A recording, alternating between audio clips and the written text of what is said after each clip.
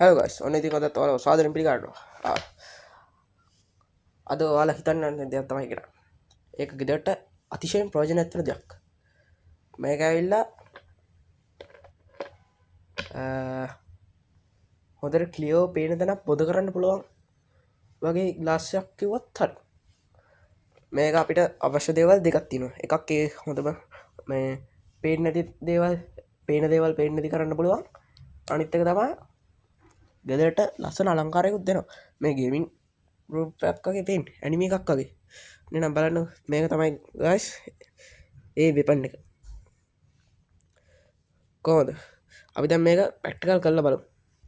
මේ තියෙන ගයිස් ඉතින් අපේ බිල් ඒ කියන්නේ කොළ බිල්පත් දවසට යන. ඊළඟ ලයිට් බිල් ඒ ඔක්කොම තියන්නේ මෙන්න මෙතන.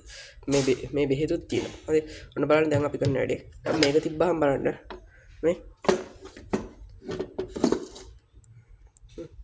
ඒවා පේනවද? නෑනේ.